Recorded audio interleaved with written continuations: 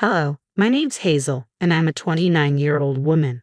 The past few months have been a wild ride, and my life is at a major turning point right now. I thought it was a good time to share my story with the world. Let's start with my career. I always wanted to work in medicine because growing up, I idolized my uncle, who was a well-known pediatrician. I worked really hard on my studies and didn't pay much attention to anything else, including dating. After many years of studying, I finally became an on-call nurse. While I enjoyed my career, I felt very lonely. About a year after becoming a nurse, I met my husband, Casey, through a dating app. I wasn't a big fan of dating apps, but I was tired of only meeting people at work. Casey and I had great chemistry over text, but I was nervous about meeting him in person because people can be different in real life. Thankfully, Casey was just as great in person, and we had a wonderful time together. We planned a second date for the next weekend, and after dating for 2 years, we decided to get married. We had a small, beautiful wedding, which was one of the best days of my life. A few months after our wedding, Casey got a call from his father, Derek. Derek had struggled with type 2 diabetes for a long time, and his health was getting worse. He also had other illnesses. Every time Derek called, I got a little scared, worrying it might be bad news about his health. This time, it was. Casey talked to his dad for a long time before telling me about the conversation. I just got off the phone with my dad, Casey said. Is everything okay? I asked. Not really, he replied. His health is getting worse. Oh man, what do you plan on doing about it? I was thinking we could move in with him. He needs 2 injections every day, and you're a nurse. Plus, he won't be alone at home.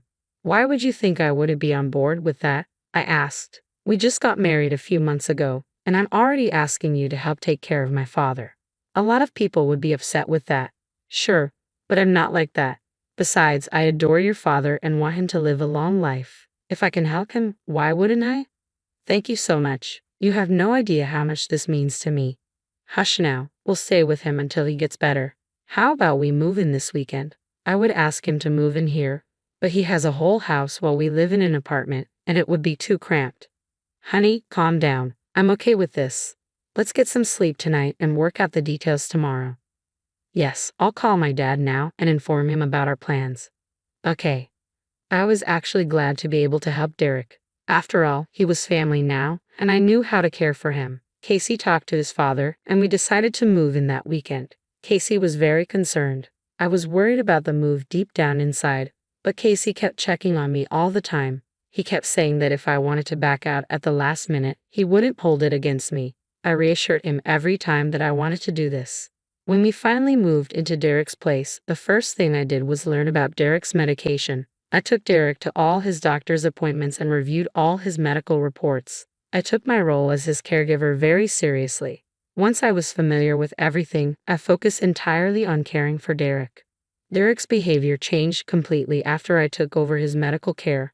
He used to be very cheerful and carefree, but then he became quiet and reserved. I tried to get him to talk several times, but Derek never responded with more than a phrase. I asked Casey if he knew why Derek was acting that way, but Casey didn't seem to have any idea either. Besides, I didn't expect Casey to know, considering he was always busy and out of the house. When I asked him where he was going, he always gave various answers like work or drinks with friends. I was upset that Casey was showing so little care toward Derek, but I figured that being away from home was his way of dealing with his sorrow about his dad's health. Eventually, I gave up on asking Derek if everything was okay and instead focused on getting him better physically. Finally, about a month after Casey and I moved in, Derek spoke to me. I'm so sorry that you have to do this, Derek said. Why are you apologizing? I asked. I feel bad. This is not how you're supposed to spend the first few months of your marriage. You and your son are the same. He brought up this concern too, but just like I told him, I'll tell you this, I want to do this for you. Sure, but there are a million other things you could be doing. And none of those would be as important as you are. I want to see you get better. I don't think I ever will, Derek said. Why is that? You're much more stable now than you were before. This is how it always is. I get stabilized for a bit and then I crash again. Ask Casey, he's been with me every single one of those times. I was there for a few of those times, but now you're in my hands. I'm a trained nurse and have a little more knowledge than Casey when it comes to medicine. How dare you say that you have a lot more knowledge about medicine than him, Derek joked. But see, Your sense of humor is coming back, so you're definitely getting better. Let's focus on feeling good and let the future worry about itself. I'm thankful for you. I wish there was more that I could do for you. That's enough. I only want you to do one thing for me, and that's to recover and be as healthy as you can. Got it? Yes, ma'am. So, where's Casey? I don't really know. He's been running some errands. That boy is always taking care of things behind the scenes. I feel like I've upset him too, with having you guys move in. I can assure you that you haven't. He's just very worried about you. I guess being out of the house makes him feel better because he doesn't have to see you suffer as much. Just let him know that I miss talking to him, and if he could, we could watch the game together this evening in the den. Just a boys' night if you don't mind. That's a great idea. I'll let him know. I'm sure he'll be thrilled to spend some quality time with his dad. Besides, I could use some downtime for myself too. Alright then, if you don't mind, I'm going to take a nap now. I feel pretty tired. Of course, I'll check on you every half hour, and if I'm not here, just press this buzzer, and I'll be right by your side. Sleep well. I'm not going to lie, I had an inkling that Derek had been feeling that way. I was glad he finally felt comfortable enough to confide in me. I tried my best to reassure him that he was no bother to me. After Derek went to sleep, all I had to do was wait for Casey. He had gone out again that day and hadn't told me where. I texted and called him a few times but couldn't get through. I was beginning to worry, but about an hour later, Casey texted me to say he was okay and would be home late. I got dinner ready for Derek and me, and for the first time since I moved in, we sat together and ate. We finally had conversations like we used to. I gave Derek his night medications and sent him to bed. I lay in bed for another 2 hours, waiting for Casey to get back. I was really tired from the day. I ended up falling asleep, but I woke up about an hour and a half later because I heard sounds coming from the living room. When I went downstairs, I saw Casey sitting there, taking off his shoes and tie. I approached him and asked where he had been all day. Hey, where were you? Just here and there. Okay, well, I was talking to your dad earlier, and I have to say both of you think the same way. What do you mean? Both of you worried about how I would react to moving in here right after marriage. It was actually kind of cute. Oh, I really do hope you don't secretly mind it. No, I don't, but he also asked me to ask you about something. Oh, what is it? He asked if you'd be free this weekend to watch the game with him in the den for a boys' night. Oh man, I wish I could, but I'm going to be busy this weekend. You are? What are you doing? I just have some things I need to do. Ever since we moved in, you've been busy with something you won't tell me about. Look, don't take it personally. I just need to sort through some things, okay? No, I will not take that as an answer. Do you know how upset your dad is? What's he got to be upset about? You haven't been spending any time with him. He thinks you're upset about the move and that you're avoiding him because of it. That's nonsense. Then what are you running around for? I'm just taking care of all the legal things like my inheritance in case things go south with Dad. Are you being serious right now? What? I don't want things hanging open and us struggling later on. Your father is alive and healthy right now, and all you can think about is your inheritance. This is exactly why I didn't want to tell you. Why? Because I was going to say that you seem insane. Look, Dad's health has always been fragile, and he's always denied wanting to get his affairs in order. I never had that opportunity to get it done because I was busy taking care of him. I'm not saying that what you're doing is wrong. I'm just upset that you're only focusing on that instead of spending quality time with him while he's still here. If this is about the football game, then fine, I'll sit with him. Just don't make a big deal about this. Why are you being this way? He's your father. Why are you treating this like it's some kind of chore? I said I would do it. Just get off my back already. I couldn't understand why Casey was behaving that way. Why was he getting so agitated? I was only relaying the message that his father wanted me to relay. Besides, why would he act like spending a day with his ill father was such a huge task? Casey didn't give me a chance to ask him any more questions because he got up and stormed off into the guest bedroom. I went to bed feeling upset that night because I couldn't understand Casey's point of view at all. The next day, Casey approached me before he left for work and apologized for his behavior the previous night. He told me he had been tired from work and took out his frustration on me. Somehow, I couldn't fully believe that excuse. But at least Casey assured me that he didn't find spending time with his father to be a burdensome task. He told me to let Derek know that he would spend the weekend with him. Derek was overjoyed when he heard the news, so I planned out all the snacks and drinks they would need for the game viewing. When the weekend came, I left the house after making sure Casey and Derek were settled in the den. I made sure Casey knew what to do if Derek's blood sugar level got too high or too low. Then I headed to the library for some much-needed reading time. When I came back, both Casey and Derek had big smiles on their faces. They wouldn't stop talking about the game, and I was happy to see them back to their usual selves. That was the last time I saw Derek truly happy. A month after that, Derek's health began to deteriorate. His blood sugar levels were always through the roof, and he was getting weaker and weaker. One day, on a whim, I decided to take Derek to the hospital for a checkup. I gave the nurse a bottle of his medicine and asked her to check if it was correct, wanting to rule out any possible causes for Derek's declining health. Once Derek was settled in his ward, I called Casey to inform him of what had happened. Casey rushed over and was with me at the hospital within half an hour. "What's going on?" "Oh, thank God you came." "What's wrong with Dad?" "Nothing too serious, but his health was getting worse. I felt like something was off, so I brought him to the hospital."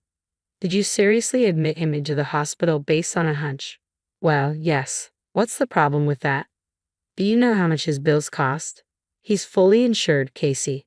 There's nothing to worry about." "What is your problem with this?" "You're a nurse. You could have figured it out on your own. You didn't have to come to the hospital."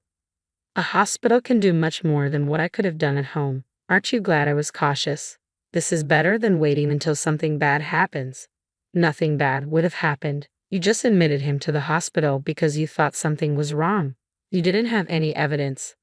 "Didn't I say his numbers indicated his health was declining? I think that's evidence enough."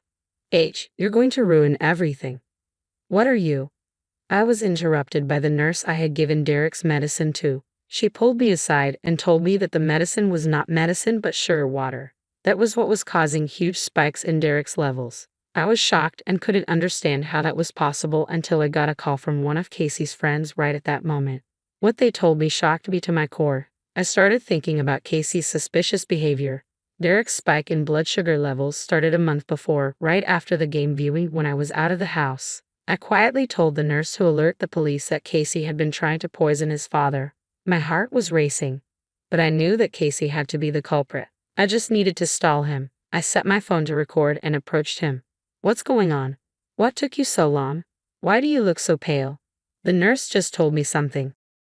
"What? I do not have the patience for your drama right now. Spit it out." "The medicine that I have been injecting Derek with was not the one prescribed to him." "Oh, how did the nurse find out about that?" "Because I gave her the bottle of the medicine when she told me that Derek's sugar levels were soaring beyond belief. I thought that was odd, so I gave her the bottle. It turns out it had been switched with something else entirely." "With what?" "It was just plain sugar water, which would explain the high blood sugar levels." "Casey, why did you do that?" "You think I did that? You did it. I'm not the one administering his medication to him. I would never do something like that. All of this only started happening after that day I spent away from home." "Did you switch the label of the medicine into another bottle?" "I did not." "Be honest with me. Why did you do it?" "Why do you think I did it?" "Because everything adds up. You telling me that I was ruining your plans, you constantly being out of the house, never spending time with him. I had a plan for us to go somewhere today, and I was that way with Dad even before the day we watched the game together. Then tell me why one of your friends called me because they were concerned when you told them that you had found a way to get your dad's inheritance earlier. Which one of those jerks ratted me out? What did your father do to you for you to want him dead?" "It wasn't anything personal, okay? I just wanted to live a lot more comfortably. Do you know how many estates this man is sitting on? I wouldn't have to work for the next 10 years if I sold them off. Did you not think that if your plan got found out, I would be the one to suffer? I planned it exactly that way. What is wrong with you? You know what? I'm not even going to give you the satisfaction of a bigger reaction. You deserve to rot." "Is that the cops? You called the cops on me?" "Well, what you did was attempted murder. I just stalled you long enough to ensure that you wouldn't run away. You rat. Enjoy prison time." Casey was promptly arrested after that. I couldn't believe what was happening, but I knew I needed to stay strong for Derek. When Derek was in a more stable condition, I broke the news about Casey's crimes to him. Derek was shocked and heartbroken. He couldn't believe his own son wanted him dead. While focusing on making Derek feel better, I was also summoned to court several times to testify against Casey. Every time I went there, Casey just glared at me with such intensity that I felt really scared, but I knew that what I was doing was right for Derek. Eventually, after weeks of going over the case, Casey was convicted of elder abuse as a felony. He was sentenced to 1 year in prison and fined $10,000, along with time at a correctional facility for his behavior. I was just happy that Casey was finally taught the right lesson and hoped he would change for the better. While I was happy, Derek was not. Unfortunately, Derek could not get over his grief of losing his son. He became sadder and sadder as each day passed, and the day that Casey was sentenced, Derek lost his will to live. For a moment, I felt bad that I was the one who blew the whistle on Casey's devious plans and in the process, hurt Derek. But Derek must have sensed that I was feeling that way because one day, while I was giving him his medicines, Derek told me not to feel terrible about exposing Casey. He said he was sad because he felt betrayed and like he had been a horrible father to Casey. I tried my best to comfort him, but Derek didn't want to listen. Instead, he asked me to get him his lawyers because he had some paperwork to change. I did everything he asked, and about 3 weeks after Casey's sentencing, Derek passed away from a cardiac arrest. I was devastated because in my heart, I felt like Casey still got what he wanted. He was the reason his father gave up on his will to live. That was until Derek's lawyers contacted me to tell me that Derek had given me the majority of his estates and properties. The rest he donated to an old age home for abandoned elders.